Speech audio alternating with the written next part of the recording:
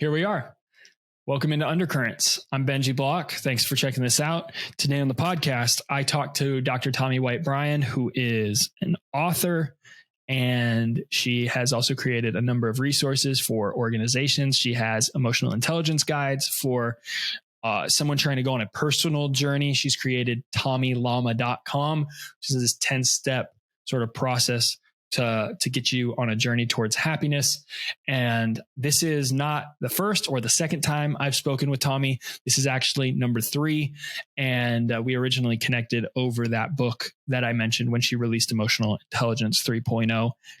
I've been obsessed with core values, with virtues recently. What's the place that we live from? What do we filter our decision making through? And this comes from, in many ways, my personal journey, this shattering of identity over the last few years, rethinking things, unpacking what my true nature is. And so all that to say, I like to talk on these topics, to go at the why. And I figured this would be just not only just an interesting conversation with someone who's well-versed in it, but there's a humility here. There's an ability to be vulnerable. And I really appreciate that. So without further ado, let's jump in. Here's my full conversation with Dr. Tomi White Bryan.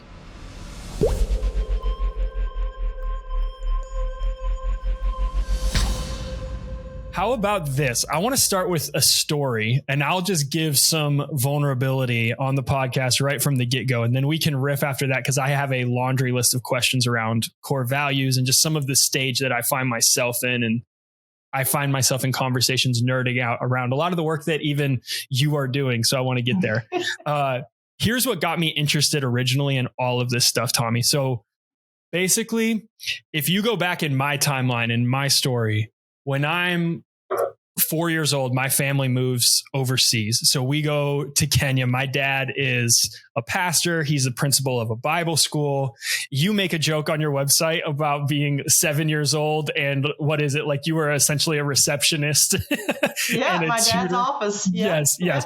And that made me laugh, because I'm thinking Benji as a kid is probably preaching any moment, standing on a stage somewhere, being a pastor from the youngest of ages and just watching and taking that in. Okay.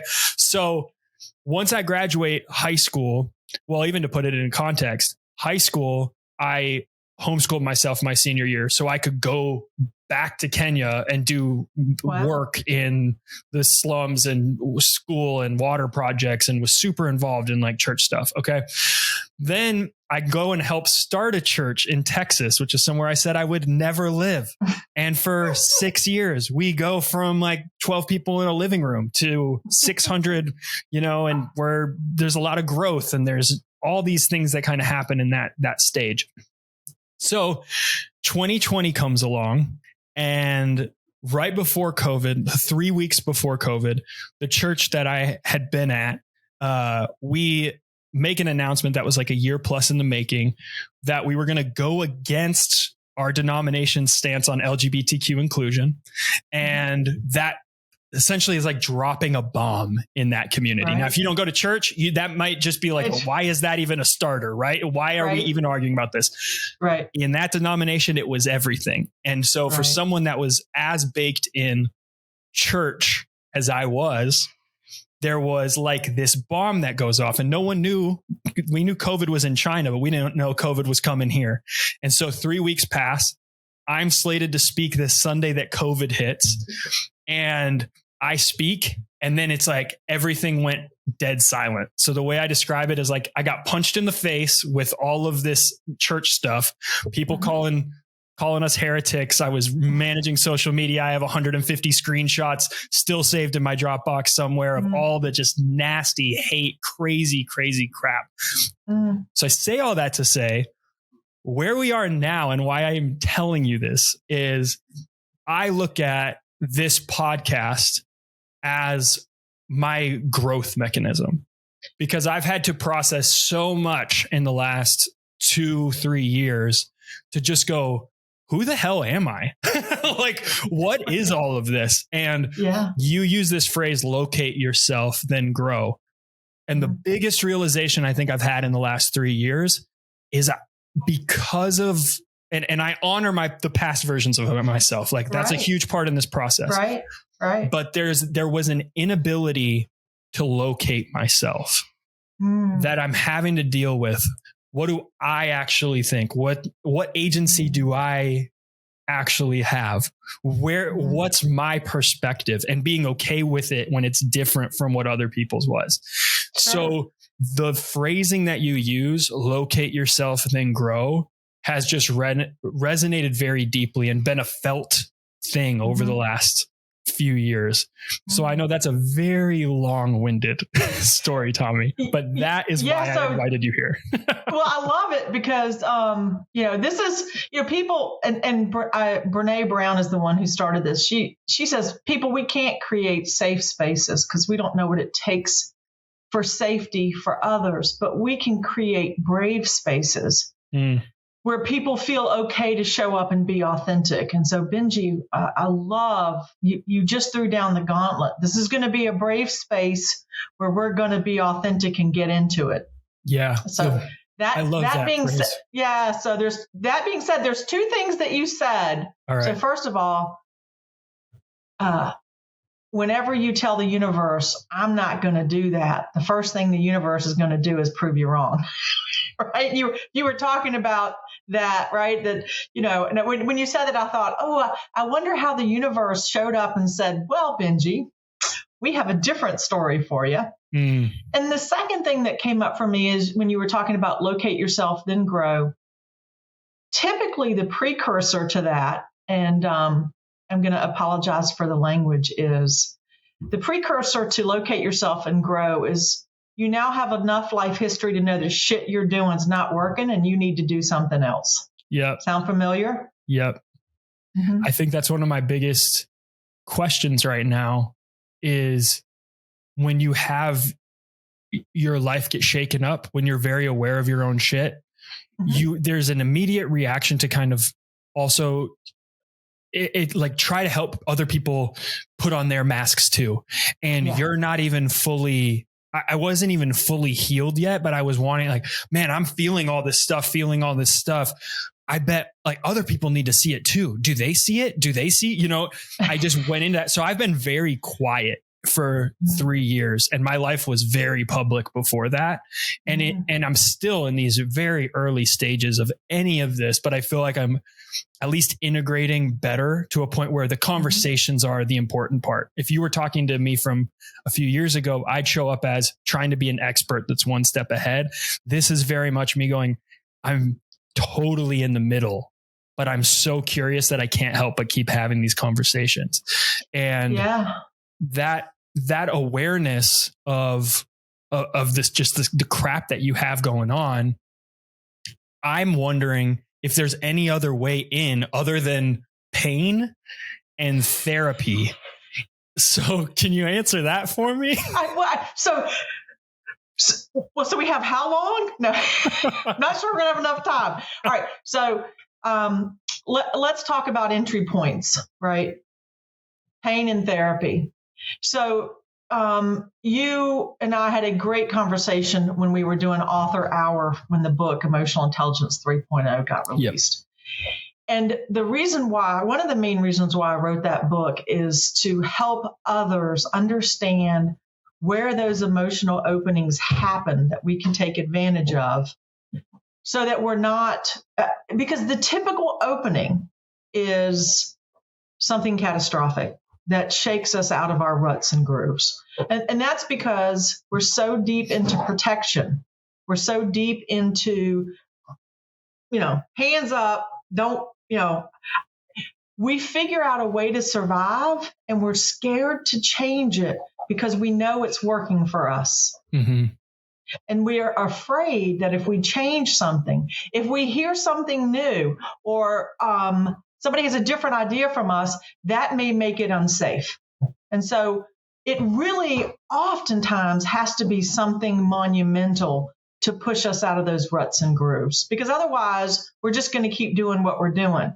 And so if you have an emotional opening, it can be a catastrophic car accident, a horrible health diagnosis, the death talking of to a girl one. yesterday for this podcast, and her entry point was a health thing. She started getting super dizzy in a time of her life where she should have been at the height of her career. And she's going, why is this happening right now? That's an invitation, right? Most of us mistake those opportunities as stuck points, or we drop down into poor, pitiful me. Can you believe this happened to me? If we reframed those things as an invitation to step into a larger system, wow, how do I accept the invitation? And that's really what you just asked me about. Is there another way through something other than pain and therapy, right? And it's one of the reasons why I created Emotional Intelligence 3.0 is every entry point has a tool. Right? There's a way to take advantage of those dynamics in a non-threatening way, right? That doesn't threaten our existence, doesn't activate the self-sabotage. So yes, it exists. And that's a result in the way that you are a result of your family's dynamics. I'm a result of my family's dynamics. My dad was a psychologist, right? As you mentioned, all the kids worked in his office, and I would watch people come sometimes for years. And in my 7-year-old mind, I'm like, well, they don't seem to be changing. Nothing seems to be happening here. Is there a better way to do that? Yeah. And that was my response, right? Emotional Intelligence 3.0. What I'm excited about is this grand adventure you're embarking on, and what the result of that will be, because I can assure you it's going to be magical. Well, thank you for that. You said something on the conversation that never went live, so we get to bring it up here again because we have to talk about it. I think it fits so well. It's just resonated with me. But you talked about grief, and people don't get permission to just grieve something. And a lot of times grief gets associated with death, which death can be an entry point, right? Loss of a loved one or loss of someone close to you. But too often we don't associate it with death of a dream, with death, like what in the health circumstance that might not be death, but you're going through stages of grief without realizing it. And maybe without other people encouraging you to sit there or consider that almost as like a red stoplight, just for a minute and let that sink in. Is that maybe one of the first things to move into? And as we're faced with these life situations, like just appreciating almost or accepting that grief is needed and is okay to sit in. Yeah, so I don't know if you've watched any episodes of Shrinking on Apple TV. I haven't. But Harrison Ford gets two of the folks. He does it himself. Every day he sets his timer for 15 minutes and puts on the saddest music he knows. And he just grieves as hard as he can for 15 minutes, right? I think that's so beautiful because we don't do that.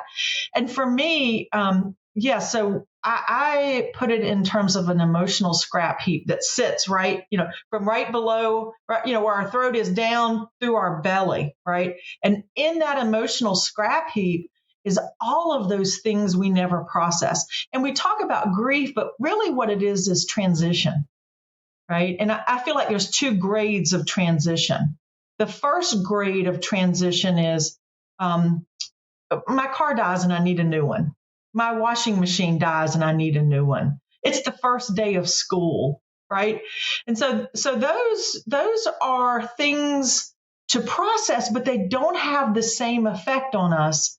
And that's why there's the grade 2 grief, which comes from the transition that reframes my identity. There's something that happens to me that makes me rethink who I am. Like when my mother died, I was an orphan, right? I no longer had 2 living parents, which made me and my friend calls that it puts you into a new identity labyrinth. Isn't that a beautiful way to see it, right? Yep. And so when these grade 2 grief things, transition things happen to us, if we don't have a way to process it. Grief, I think grief is one of the most powerful things in the universe because it will stop us in our tracks and can freeze us in place for years. We don't understand how to process it. You say freeze us in place. That's what's been fascinating to process personally because of when COVID hit. The dynamics of it's so loud. Everyone has opinions. The community's now in chaos. My spirituality's in chaos. The reason I moved to the state I live in, where I met my wife, religion has this way of being not just a sector in my life, but it ends up being, oh, that was the whole thing. And just seeing that clearly and going, it wasn't like it was a sliver. It had all these roots into my entire identity. So you have the loudness and then you have the deafening silence of COVID hits and you don't know how anyone else is processing it. You have no regular, the beauty of church is that a Sunday is always, a week away. So you're going to see the same people. There's no cadence of that anymore. And years pass and there was just, oh man, if I don't start doing kind of my own work or figuring this out, the grief stages and dealing with all that was inside, it's like, I don't know, this just could be an indefinite period of time. COVID may just, go into infinity. That's right. That's right. Well, so as you're describing this to me, it feels like, so within these two grades of grief are their own shades, right? And what it feels like you experienced is sort of that, other prior to death, right? So death is like, that's it. Our identity is gone. But, is there something else that can happen before that? That for me, I call the shattering of the identity. Shattering, yeah. And it feels like so many facets. I don't like the terminology blew up, but fell apart, fell away, right? Shattered. That you're left with, oh, who am I? Right? Mm-hmm. And so it's not just my parent died. So this it's like what happens to people who are caught in natural disasters. And you think about New Orleans, right? People's whole lives were wiped out, right? And the grief that comes with that, it's so overwhelming. And when I hear you talking about what happened to you, it feels very similar to that, right? All these different elements of your life just sort of, were wiped out by one hurricane or one tornado. And there you are. And well, who am I without these things? It's interesting that you say it that way too, because what I'm feeling internally is I had never fully thought through how much of I didn't actually know what my identity was. It was just this, and it goes back. I can use a really easy kid example, but I remember being in middle school and my parents they're very loving, but kind of frustrated when I'd come home from school because school was very hard for me. Like formal education was not Benji's strong suit. Let's put it mildly. So I would come home and they'd ask me how my day was. And my answer was, I don't know. And that carried for a really, really long time into my adult life. In fact, it's something I'm still even processing now where I'm going, okay, that answer, I don't know, got me out of a lot of inner thinking. What's actually going on? So then when you have how you described it, the shattering of identity, it was almost more of a, okay, well, did I have an identity in the first place or did I find it in just my community or in the approval of others? And so the invitation has been a nice one, but one that I also I just wasn't ready for because I had never realized it was a pretty shallow, in some ways, a shallow identity. Well, so Benji, you're touching upon the premise of emotional intelligence 3.0, right? That's why you're here. Rule, right? Yeah. The unwritten rule and before you were even born, it's a boy. He can do this. He can follow in his father's footsteps. Or, unfortunately, we did it to our own children, right? Oh, maybe they'll be tall like their dad and be basketball players or volleyball players or whatever, right? So before the child ever even arrives, we've hung an identity on it. So the child never, in your youth, it's very difficult for you to find what I call true nature, right? That true nature is the essence that you came here to be. And I truly believe that we all come here. There's a place only you can fill, and there's something only you can do. The problem is we're so bad at discovering that because Dad says you got to go to college and major in economics. Mom says you have to go to law school. Or Dad says that you have to get a job right out of high school because they're not paying for college, right? I mean, there's all these things, all these dynamics at play that we are subject to. And so the fact that you are searching for this now, and one of my favorite idols, Dr. Hollis, he talks about the clients he attracted. And he said that, and really what people came to him when the system they were in no longer worked for them. That's my language is, that, right? You have enough life history to know what you're doing is not working, or there's a larger system calling and you don't know how to get into it. So you blow your life up trying to exit. I don't want people to blow their lives up, right? There are other ways, but he would talk about the people who showed up to understand their true nature instead of the adapted identity. And he said, most of the people were in their 50s and 60s.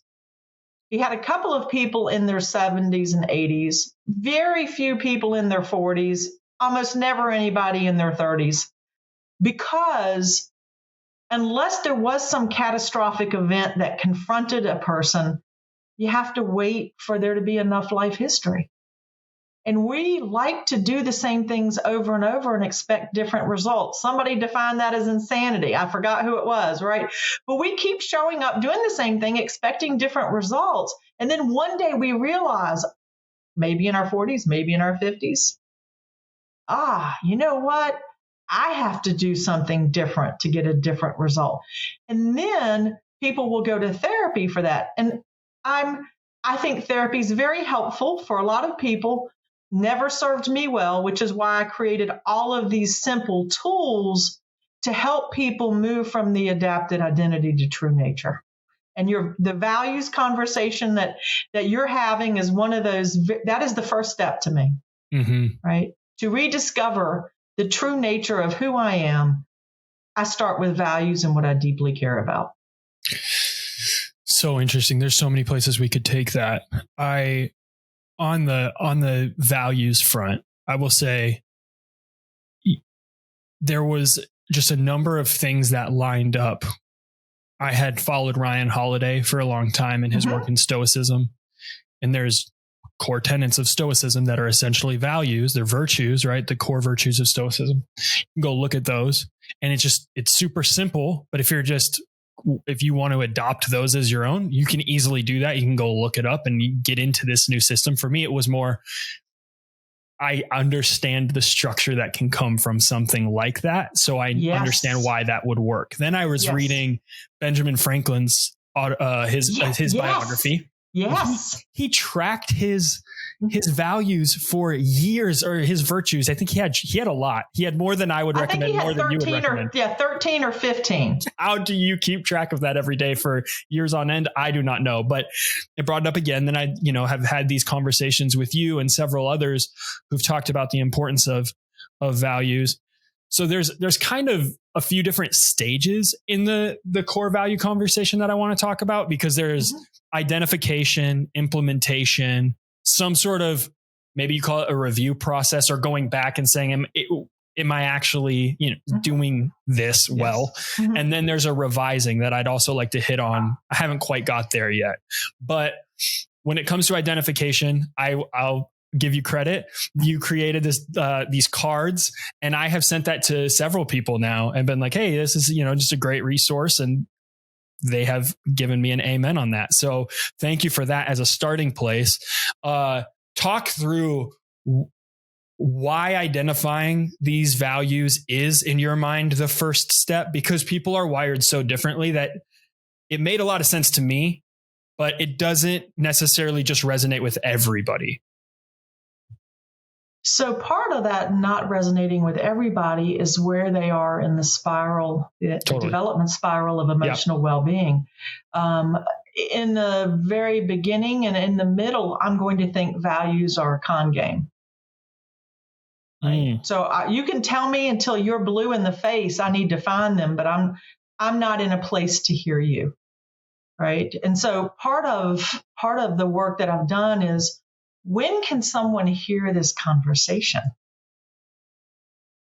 And part of that is when anger has subsided enough that there's space for something else. When the emotional scrap heap is so filled with anger, I'm so angry, there's no room for anything else. So a lot of times the first thing I'm working with my coaching clients is we have to soften the anger to make room for something else. So when we can make room for that, the first place, so anger clouds everything, right? And so the conversation I love to have is, you've been told who you are. How do you figure out who you are without any other voice in your head, right? Because there's tons of voices. There's your school teachers telling you should do this. You have an aptitude for that. There's the guidance counselor at school telling you should do this. There's your parents saying, I don't care what you do, but you got to make money and be self-sufficient, right? And so sorting through all of those voices, trying to keep all of those people happy can be maddening. So the first step is, wait a second, what do I care about? Not what does mama care about? Not what does the church care about? Not what does does my sewing group or my book club care about? What do I deeply care about? And that's the values. Those values are the things that you honor every day. From the deepest and truest parts of who you are, they represent what you care about. There's two sides to it. So there's the anger that you mentioned, anger clouding everything. I also think there's this, and this may be a contributing factor to why you see people wait till their 50s, 60s, like you were mentioning. Comfort clouds everything as well in another way. And that's why I brought up the pain right from the get-go, because I no longer feel tempted to, I'm never going to push values on someone, right? If someone asks what's been helpful to you in your journey, I'm going to bring up the fact that values have been extremely helpful. I'd say that and writing my own eulogy were probably the top two things that have helped wake me up.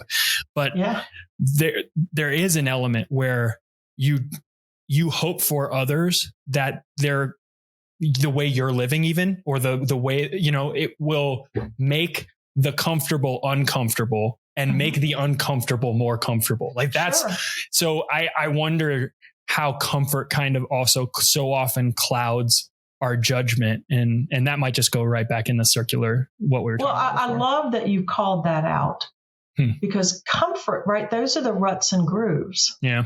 Right.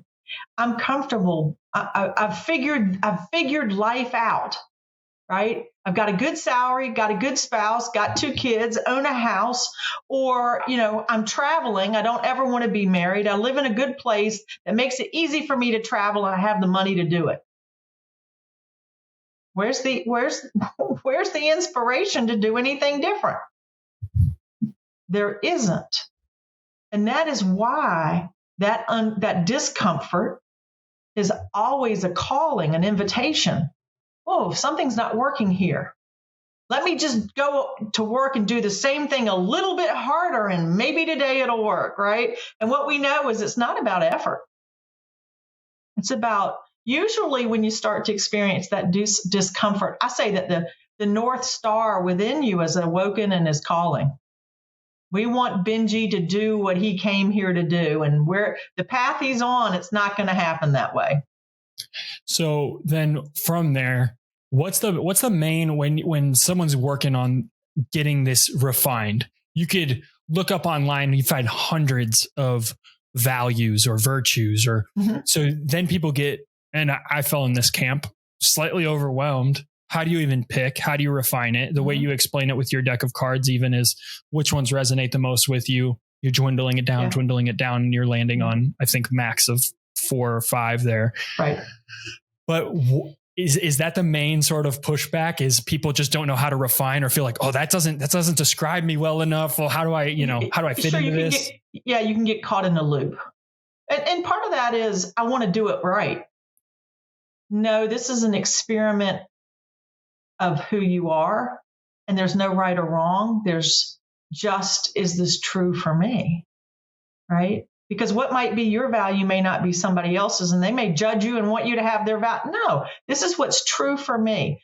And so, over on Tommy Lama, we have the 10 steps to happily ever after. And that first step is discovering your top 5 values. And in that, we talk about the ways to narrow it down. First of all, there are families of values, right? So what these values are is us trying to actualize in the world one of the high 6 virtues. And I think we've talked about the high 6, right? Mm-hmm. So, some guys got together, wrote a book, studied all the cultures, all the religions, whatever, for the past 3,000 years, and decided that all of these cultures honored the same 6 virtues. And what a value is you trying to honor that virtue in the world. And so sometimes what we do is we say, connect that back to the virtue. And so for instance, one of the high 6 virtues is wisdom, right? And you'll see people have learner, knowledge, wisdom, truth, which is a form, right? So those are all families, right? Another one that we see often is the humanity, love, community, relationship, right? Being of service, right? So all of these values can lump together, right, in a family that's us trying to actualize one of those virtues. And so one of the things you have to do is get to what's underneath it. What is it you're really trying to do here, right? And you mentioned this about revisions. You said, how do you get to revising? What happens with our values is it's unlikely you're going to pick 5 and those are going to remain the same across the arc of your life. And part of that is there are versions of values that are higher order, right? And so you may select the lower order value in the beginning, but as you evolve and drop deeper into the truth of who you are, you're going to see that value differently and it will change. Like for me, when I first started out, I grew up in a family where I felt betrayed a lot. So integrity meant a lot to me. And then as I moved along in my own evolution, that shifted to authenticity. If I'm being authentic, if I show up and be who I am, I'm in integrity with the universe and myself. Right. So that's also right across time, values will shift. Another way to look at your values, and I'm wondering if you have any of these, sometimes we pick an outcome instead of the actual value. Right. Like I love efficiency and effectiveness. And if you ask my family, they'll go, oh, she wears us out with her efficiency and effectiveness. That's not the value, though. That's the output. The value is wisdom.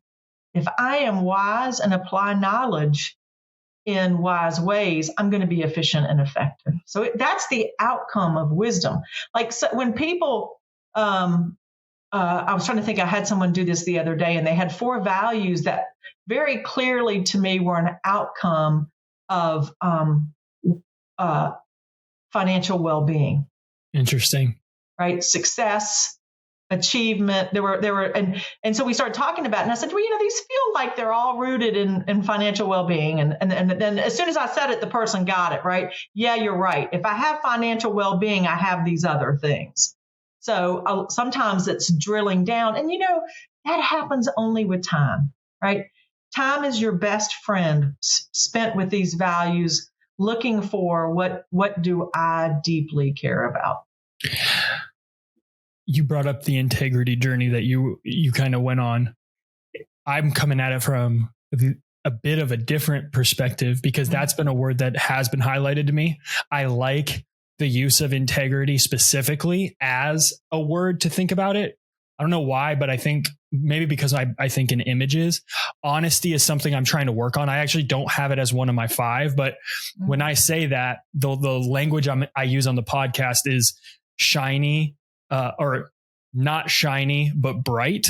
And so often there was a need to show up in a way that would be approved. And so what would happen is I could figure out how to project or mirror back what was happening in the environment, but I wasn't actually living with integrity. And it might not it necessarily have been these big, moral failings that I'm hiding, but that's stuffing my true self. And so then the longer you do that for, the more dug in you are, and the harder it is to even find where that true nature is. And so integrity and honesty have become a big part even of why I would jump into something like this, is just going, okay, well, being the same person everywhere you go and having, this oneness that you're okay with living into matters a ton to me now in light of the last few years. And so I'm glad you said that, because we come at it from different ways, but authenticity, integrity, those are things that matter greatly. Yeah. So 2 things came up for me as I was listening. One, is my method going to work for you? I have no idea. Every journey is individual, right? Yeah. I know this is what worked for me. I've seen it work with my clients, but do I know all the answers? Every day the universe reminds me I do not know all of the answers, right? And the second piece of all of that is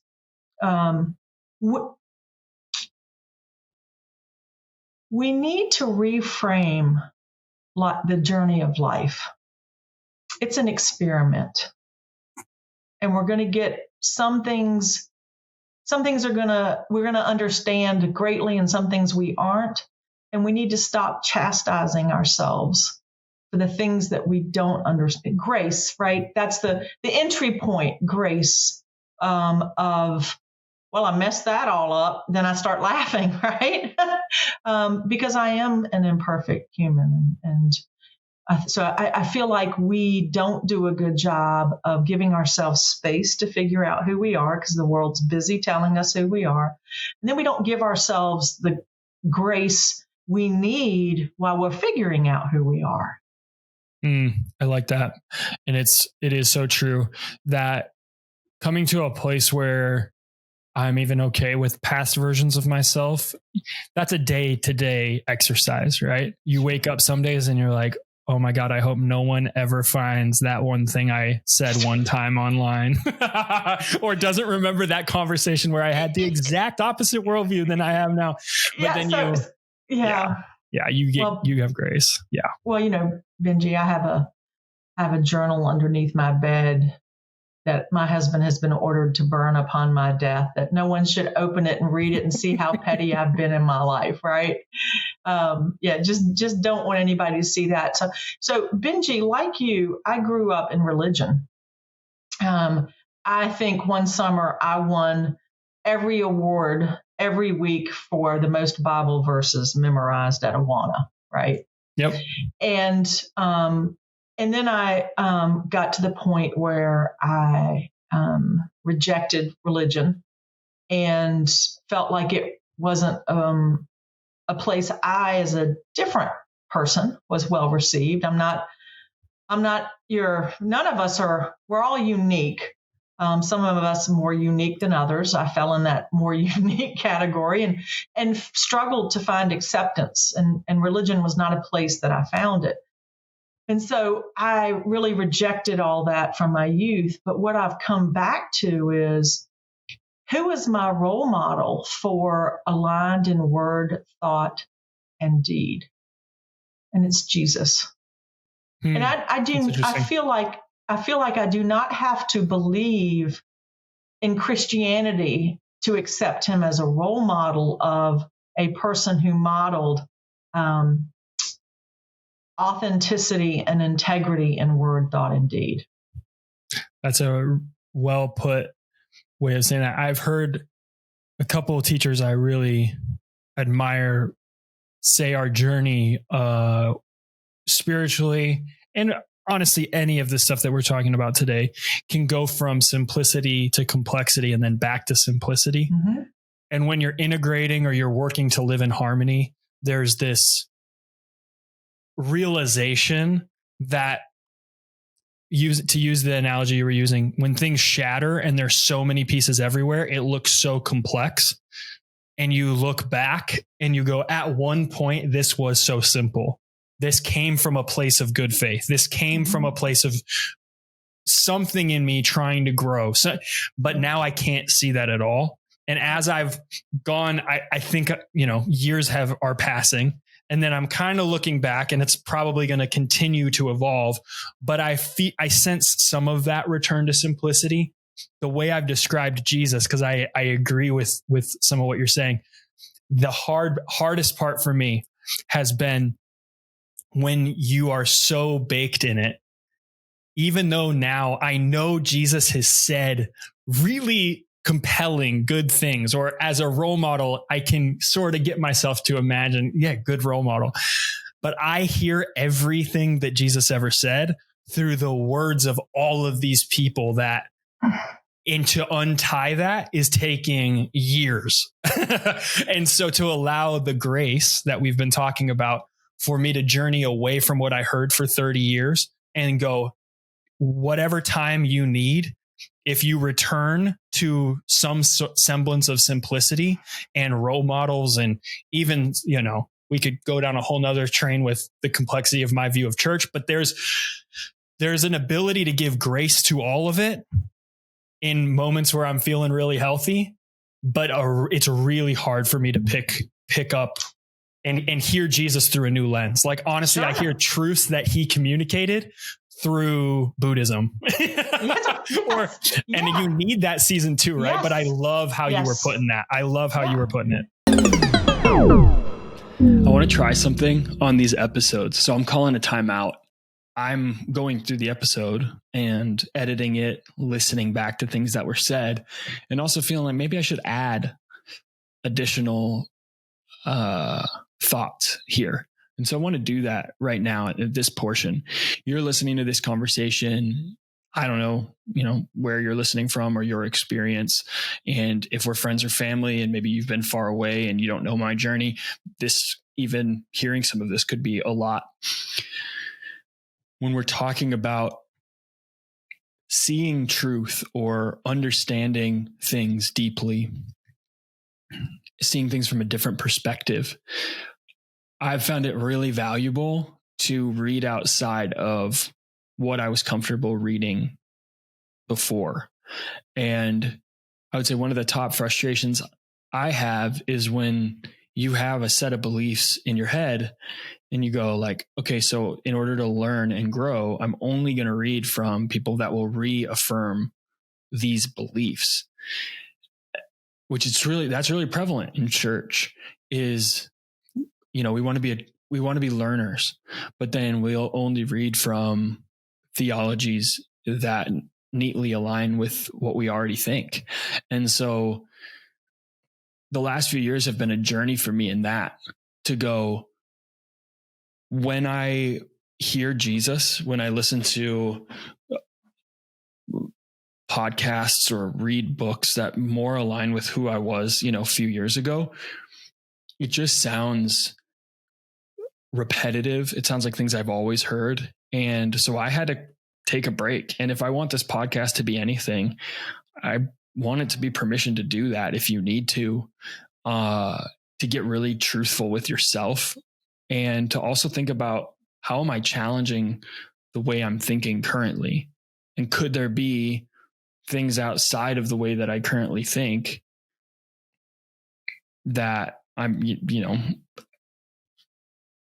whether it be, in my case, it was reading Alan Watts or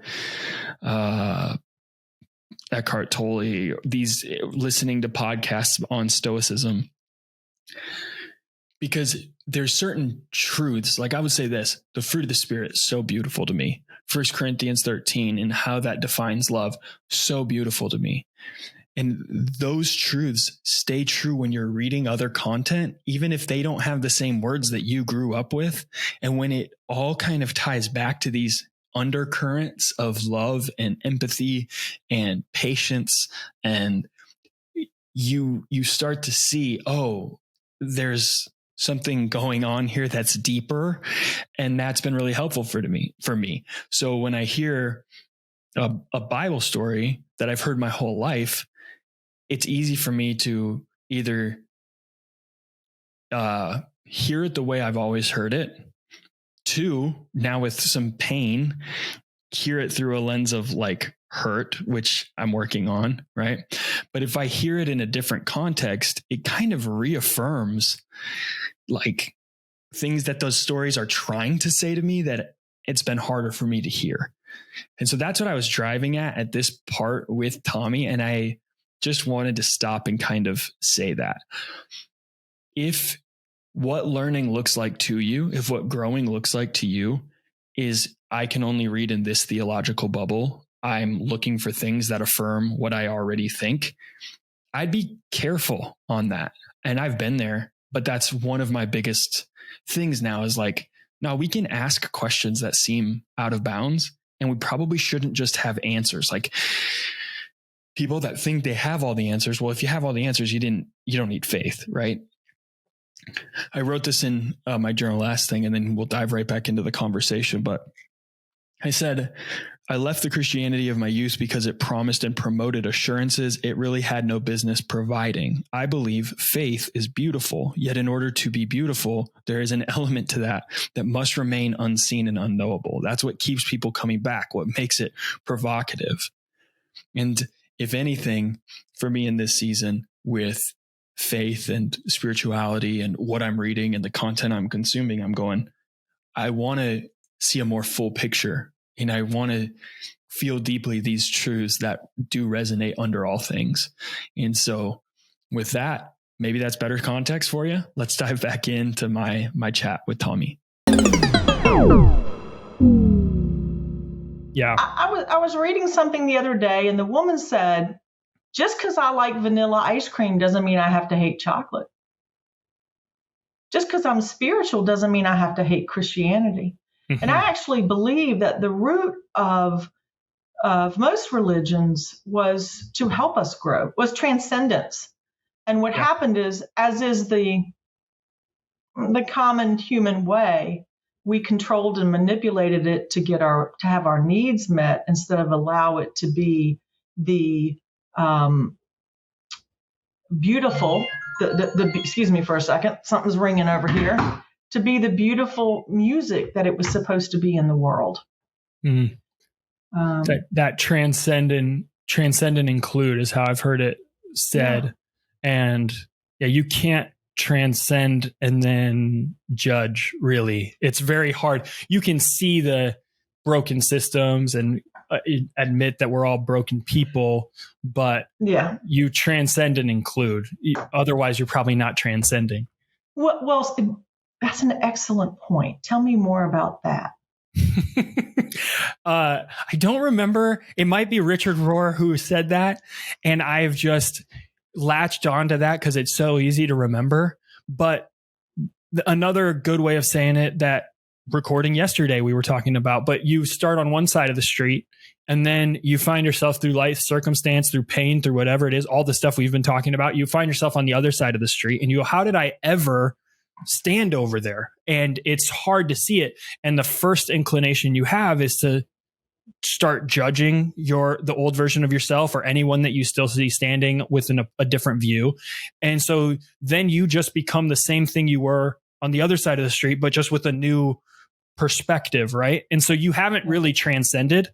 You've just stayed where you are, and you now have different words that you use. That's the best way I can put it. And that's the last thing that I want. Like I don't want to start a podcast that's going to get into different theologies and different, I would rather say I honor and respect all former versions of myself. I honor and respect so much of the church and people trying to grow and doing the best with what they have, but simultaneously knowing it felt like there was something I had to leave to go do. And it felt like I got pushed out the door, and I didn't like getting pushed at first. I didn't like the shattering.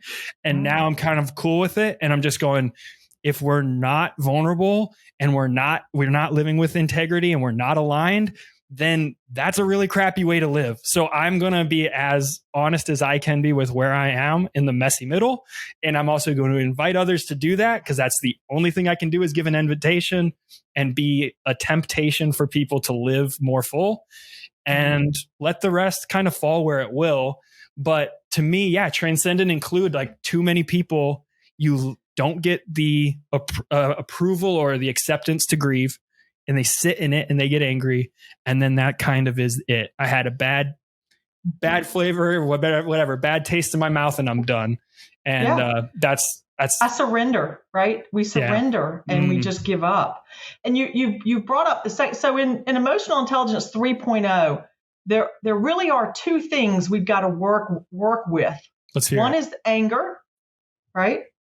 The other is resistance. And what you just talked about was so beautiful in terms of not resisting. So you talked about you honor all versions of yourself. I want to. I will say that. Well, sometimes it takes a little while to get. It takes a little while to get there. I plan on being on that journey for the rest of my life, Tommy. So don't put me ahead of where I am. We're right there together, walking arm in arm. But what happens? One of the mandates of systems is that everything gets to belong just as it is. And we are so bad at that. We marginalize people left and right. And that's because we're busy. We don't know how else to do it. We're trying to stay safe. And so it's either you or me, and I'm going to choose me. So I'm going to marginalize you. And this resistance, though, is we don't allow things to belong as they happened, right? Resistance is, oh, I hated when that happened. I don't want to remember that. I don't want to talk about that. That's you dishonoring the mandate of belonging, and that creates symptoms. Now, so I tell people we have to accept it, and somebody goes, well, that sounds like people are walking all over me. And I'm like, no. When you accept instead of resist, because letting go of resistance first requires accepting something the way it happened. And then it's about allowing it. And I had a client say to me, well, that feels like by accepting, I'm letting people walk all over me. And I said, oh, no, I can accept the way something was and still not like it. My acceptance of it is saying I can't go back and change it, but that does not mean I have to like it. And so with resistance, not only are we not liking it, we don't even want to, it always reminds me of Harry Potter, he who shall not be named, right? They were still allowing him to belong. They just wouldn't say his name, right? I think of that in the phrase, you were doing the best with what you had. That's been so helpful to me. You go, really? You think that you could go back and with what you knew, you would have been able to somehow fumble into the wisdom or the thoughts that you have now? I like allowing your life to be what it was as a story unfolding, and knowing you just never are going to know everything. There's things I've probably said in the last 45 minutes with you, Tommy, that I'll listen back to 3 years from now and I'll cringe at. And that is growth. That's realizing that stuff happens and life happens, and living in a state of having open hands is very, very, very, very hard. That's why, to me, I'm trying to keep bringing that phrase back, but there's so many times like I want to go clean up all my social channels so people can't find videos of me preaching, or I want to like people that, image management, trying to still stay in good graces with people that see the world vastly different than me. And all of that stuff comes up as that word you use, resistance. It's a good way of phrasing it. Well, you just touched upon something extremely powerful about image cleanup, right? I love my youngest, who's now 27. So I have two boys, 30 and 27. Years ago, my youngest said, Mom, you should run for president. And I just threw my head back and laughed. And I was like, Warren, if the skeletons that'll fall out of the closet when they open that door is just not worth it, sweetheart. Right. Yeah. And so, but it's just the same thing as you're talking about. We don't give anybody grace and believe they might have changed from something they posted a decade ago. Right. And we're going to hold them to that ugly, bad image, regardless of whether they've changed or not. Right. You think about Will Smith at the Oscars. Right. The echo of that moment's going to haunt him because we don't know how to extend grace and let people learn and move on and grow. Yeah. No, we don't. You're the same person you were 12 years ago. We know it. The only way out in that situation is through it. And what I mean by through it is you get to choose to expose yourself in some ways. Like, yes, you got to use your brain and use wisdom on how you go about that. And not everyone needs to know everything. But I think specifically when it comes to public image and things that you said in the past or stuff that you've done in the past or the things that I cringe at now, I don't know if other people would cringe at it, but the way I'm thinking about it, there's Eminem was in a movie 8 Mile years back, and there's a rap battle at the end of that movie where he goes first and they're supposed to be making fun of each other clearly. And he just literally, instead of making fun of the other guy for 2.5 minutes, even after the music stops, keeps going on and on and on about his situation, his life. And he takes all the words out of the other guy's mouth. And like, now that guy has nothing left to say. And I think that's part of coming clean on certain things and showing that evolution is learning a certain level of self-awareness where you're, okay, I have lived this life and I have made the decisions that have landed me here. And that's that. Like, it's so hard, but it seems like the only way out is through. Yes. Ownership. What I hear you saying is ownership. I have not always liked my choices. Same. But they brought me here, and here's a pretty magnificent place. And I really don't want to be anywhere else. So I'm going to own those choices. And, one of the things that I do, Benji, at night is, I ask for forgiveness from all of the world for any slights that I may have engaged in that I am not aware of. I don't need to know if I slighted you. I want to extend my apologies, and I invite you to forgive me. I like that. That's a good practice.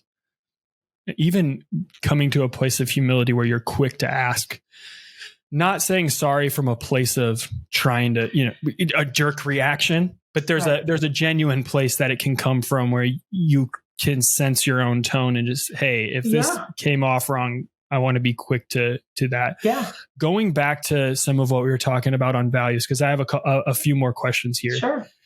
But I want to talk about implementation specifically, because one of the common things I've heard is, and I'm going to ask you this, which obviously I know you've written your values, but I'm asking every guest. This is just a preview. There's some questions I'm going to ask that will not be included in the public podcast when this goes live. And so I ask every guest these recurring questions, and I'm going to create episodes in the future around those questions.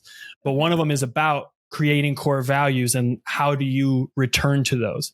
And I haven't gotten an answer so far where people understood how to review and implement. Like, how do I, once I have these identified, know if I'm living into these things, and how often am I going back to them? And are you like, that's sort of where I want to go for a few minutes here. Is great. You got your 4 or 5 values written down, but what does it look like to actually implement those into your life regularly? And just speak to that. Sure. How do you live aligned with those in the world? Right. Right. And so first of all, great question. Very thoughtful question. And so in my world, there's something we joke. My kids, my friends and kids and my husband, they'll always be, when they ask a question, they'll be like, Mom, don't say it. We know there's a tool for this, right? I built all these tools. And so there's a tool for that. And the tool I have for this is called the Talent DNA Guide. And what the talent, now, Benji, I think I shared with you in our first podcast, I wanted to include all of these tools in the book, but it was going to be 600 pages long. And they said, Tomi, you just can't. Nobody's going to read that, right? So I have all these tools, and the Talent DNA Guide does a series of things that teaches you how to live in alignment with the two facets of yourself, values and strengths, right? And so what we do with the values piece is first you discover those 5, and that's a journey, right? The second thing is once you understand your values, and we tell people, observe yourself for 6 months, ask your family and friends, what do you deeply care about? What do they see that you move in the direction of? Then we have a worksheet where we ask you to decide and to consider whether you're using that value as a tool or as a weapon. And it's a tool or a weapon with others or against yourself. And I use this example because it's really, I never realized I was using wisdom as a tool against my husband for a long time. And it actually happened one Sunday afternoon. So my husband, Jim, loves the scenic route. Now, somebody who appreciates wisdom and efficiency and effectiveness doesn't want to go the scenic route ever. And so one Sunday afternoon, my husband and I and our 2 sons, Shep and Warren, are in the car, and we're going to get ice cream. So Sunday afternoon, going to get ice cream. How lazy can it be? And my husband goes straight at the intersection. I'm like, hey, what are you doing? And Jim's like, what? I said, you should have turned left. That's the fastest way. And immediately both kids turn and look at me and say, we're just going to the ice cream store, Mom. We don't have to go the efficient and effective route. And I got quiet, and that resonated inside of me for about 3 days as I reflected on all the times in our marriage I had tried to impose efficiency and effectiveness on someone who did not care about it, and how much tension and conflict that had created for us by trying to enforce a value. So that's me using it as a weapon, right? Me using it as a tool is me creating all these tools that allow you to be efficient and effective as you discover who you are. And one of the places that I find people using a value as a weapon against themselves is usually something like be of service or generosity. And what happens is you will see people give and give and give and give and give and give. And one day they wake up and they're just mad at the world because they've given so much of themselves and really not gotten anything in return, and they're angry about it. And so when I look at people's values, I'm helping them discover their top 5. I'm looking for those that are easy to use as a weapon against yourself. So one of the worksheets is, are you using your values as a tool or as a weapon? The second worksheet that's in that packet is boundaries. When we get angry, it's usually because something we value has been infringed upon. And we don't understand that anger is actually a warning signal. And so each of your values, so for me, if you take my value of freedom and turn it into boundaries, it means, and we start with really simple boundaries because most people have never built any. They don't know how to do it. So we take those values and we turn them into simple boundaries so that they can build the complexity from there. So when I say I like freedom, I'm like, it's one of the reasons why I find it hard to work inside of an organization from 8 to 5. If I want to go have a 2-hour lunch with my friend, I'm going to go have a 2-hour lunch with my friend. And that's me honoring the freedom to make my own choices. And so you have to build those basic boundaries with those values. And we do it with 3 things. Given this value, what will I allow in my life? Or what do I like in my life or don't mind? 2, given this value, what will I tolerate but don't like? And given this value, what will I not allow in my space? Right? So taking those values, creating simple boundaries. And then this next one is probably one of my favorites. It's actually a way to make choices aligned with your values. And Susie Welch wrote a book called 10-10-10. And it's, using your values to make decisions looking at the choice at 10 minutes, 10 months, and 10 years. And there's some science behind that because we want instant gratification. So we will only think about the implications of the choice in the moment. But with that 10-10-10, it actually allows us to extend out. And I'll give you an example of that. A couple of years ago, my oldest son's car broke down, so I gave him mine to drive. I was like, I guess I got to get a new car. I've always wanted a Porsche Cayenne, right? And so I 10-10-10'd it.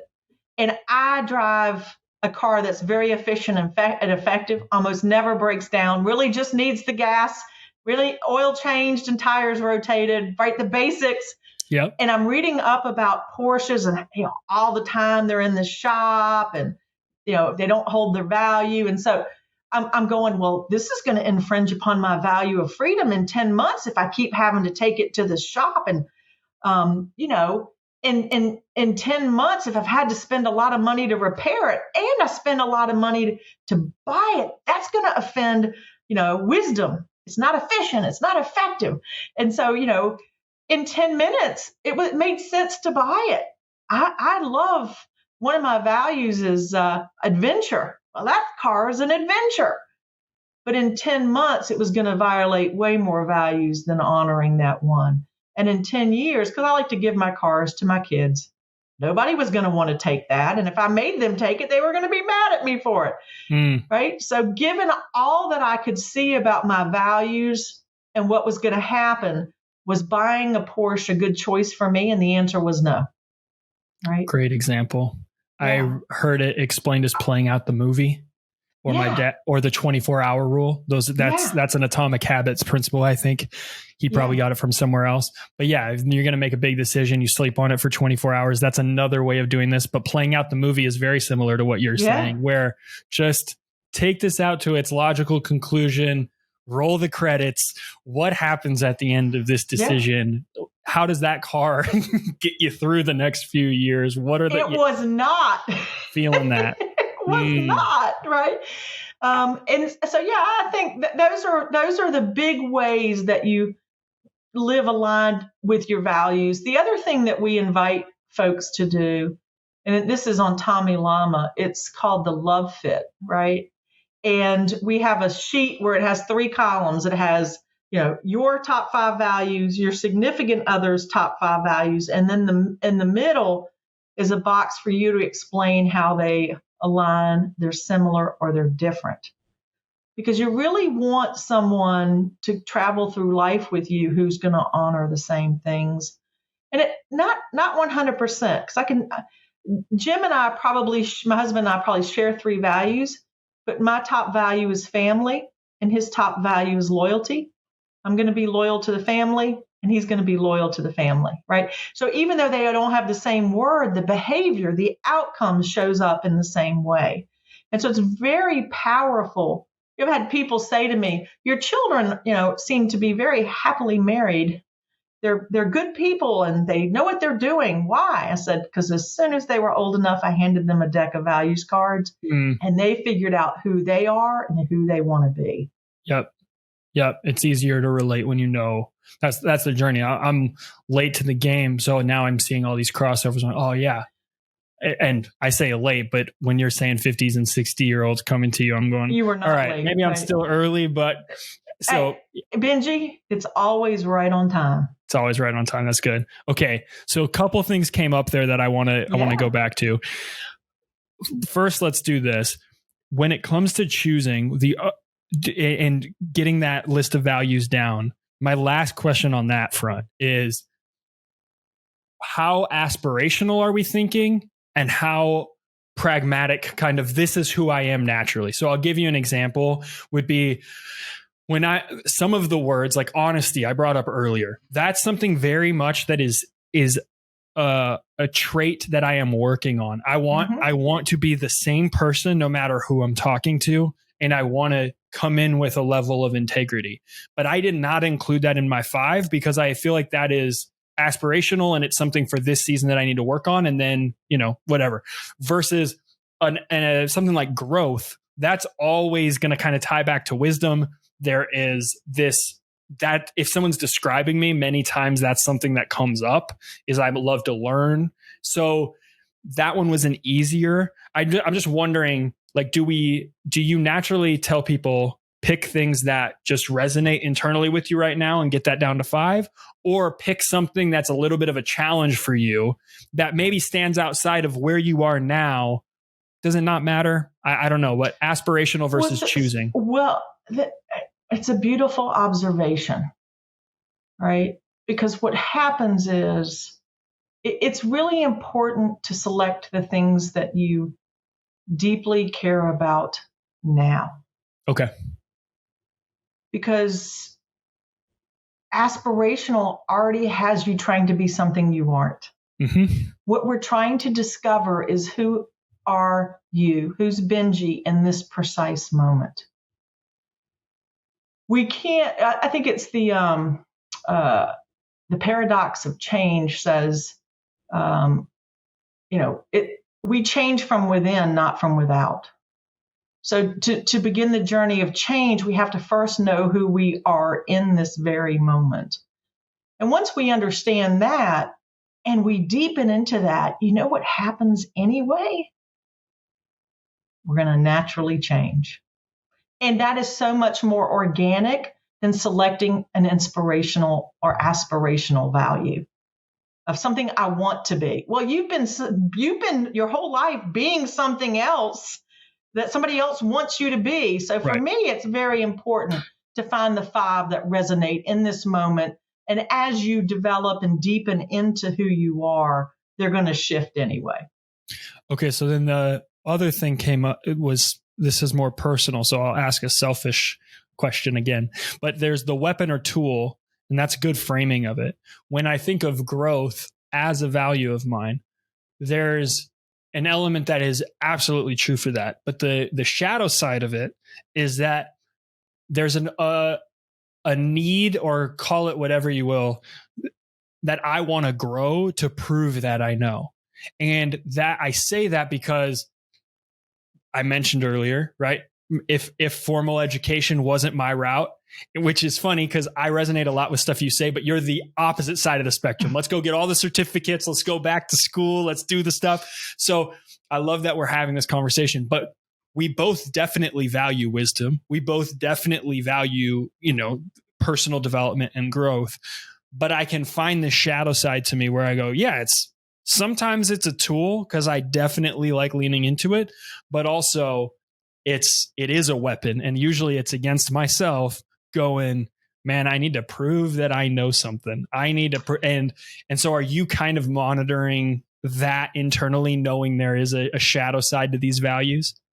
So values are usually something we didn't get in childhood. So it's a compulsion, right? It's a need.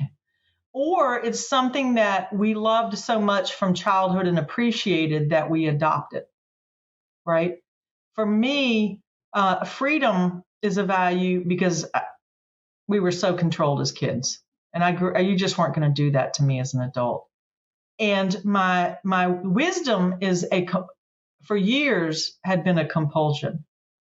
And it was, I talk about this in the book. In my family, it wasn't safe to be stupid. And I had a learning disability. And so I became educated to prove to you and the world that I am not stupid.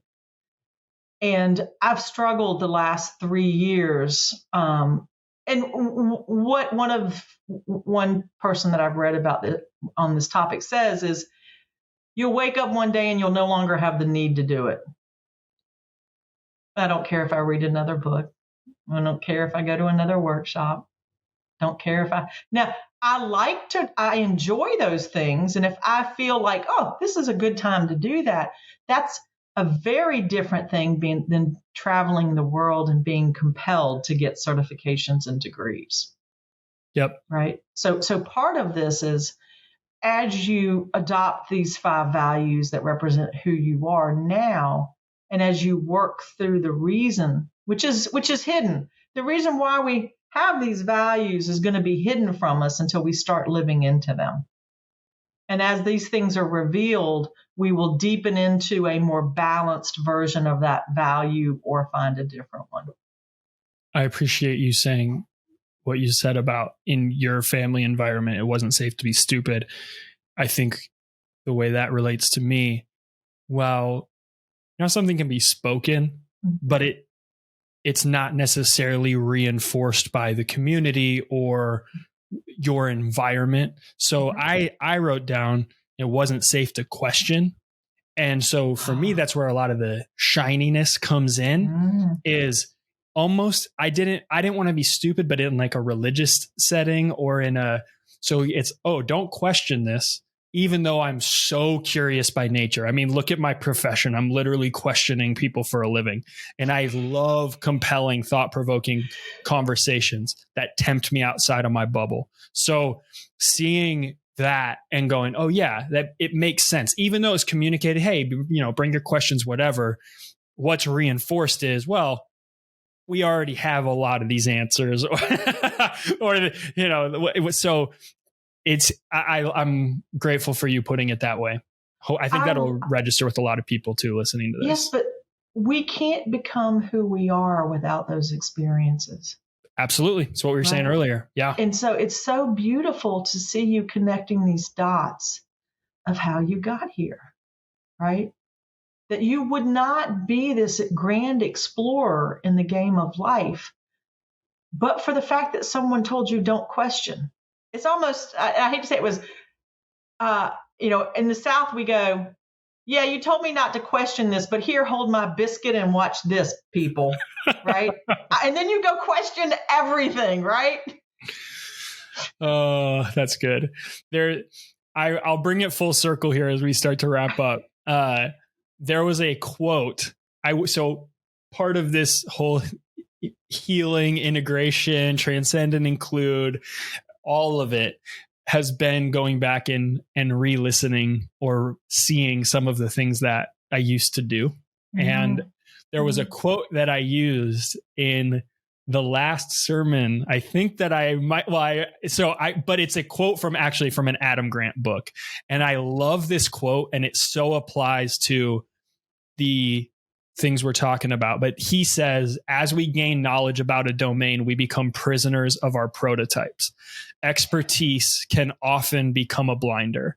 And what resonates so deeply with me is we all have our life that we've lived, and we have to have some of these moments, right? Because we're all the pros. We have all the knowledge on our way of seeing the world. And hopefully what Tomi and I are talking about today is kind of helping you. It's definitely helping me take off my blinders a little bit and just go, okay, I don't have to be I'm not an expert in all of this stuff. I have my experience, but I sure have a lot that I'm curious about, still learning, still growing in. And so I think I'm so appreciative of this type of kind of candid conversation and the back and forth on values and boundaries and all of this, because it's you want people to live into the best version of their life that they can. So, and if we'd already figured it out, we'd be doing it, wouldn't we? Oh yeah. Absolutely. Yeah, so we haven't. So we're all just doing the best we can with what we have.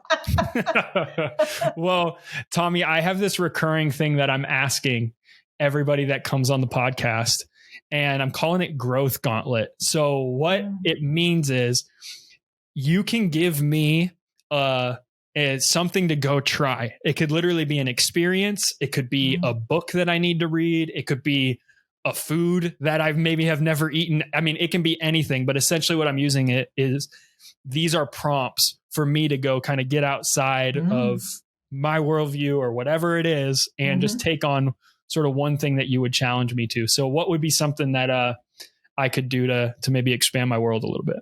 Firewalk. Firewalk? Oh man. I did that last summer. I got a certification in that. Yeah. And I loved every second of it. It really expands your world and what you think you're capable of doing. Wow. Tell me really quickly here. What did you go in super fearful? This is the first time you've ever done it, or what was the lead up to it? Oh yeah. So my oldest brother belonged to the International Brotherhood of Magicians for like 40 years. Amazing. And we were always fascinated about what's the secret behind that, right? And what's the secret behind firewalking people, right? So I went to figure it out. So. Wow. That was the draw. I have it on my list now, and I will look up firewalks in my area. I will report back. And at some point I have a growing list now. There's a book. There is an hour and 15-minute meditation I have to do. There is a restaurant I have to go try in Philly. And now I got to do a firewalk. So there you go. I love this. It's going to be really fun. But yeah, thank you so much. As my son says, pictures or it didn't happen, boss. Okay. Absolutely. Oh, if I'm doing a firewalk, Tomi, you're getting pictures for sure. I love it. Well, this has been a privilege. Thank you for this time together, Benji. Absolutely. I think leaving this episode, there's so much I'm going to be thinking about. I love the language you used of shattering of identity. I wrote that down. I'm just looking at my notes right now. The idea that anger or comfort can kind of cloud everything was something I jotted down. Choosing our values based on where we are right now, not so much thinking aspirationally, and the way you framed that is something that'll stick with me. And then going, at least just to see it, there's a tool side of these values, and there's a weapon side, and at least questioning on that a little bit.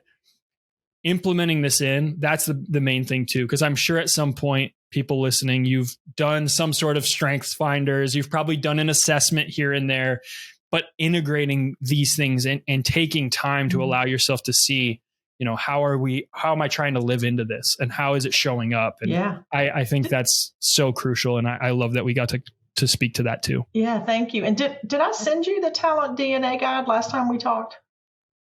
You know what? I'm not sure. I might have to go back and check. I'll just resend it if you'd like to see it. Yeah, for sure. Okay, I'll send that to you. Wonderful. Yeah. Okay. Well, that's it for this episode. If someone would like this conversation that Tomi and I just had, I'm just asking, maybe text it to one friend or put it on your Instagram story. Those are easy ways for people to get access to this conversation and this content. And again, to me, this is just a little. I know we use temptation in a negative sense, but I'm thinking temptation in a positive sense. This is temptation towards growth. It's an invitation, and that's all that it is. And that's why long form, but fun conversations towards growth. So don't forget, the best way to live is to look for what we have in common, not how you're right. The best way to live is open-handed, ready to evolve and learn. And we want to be not shiny, but bright. All right. Cheers, friends.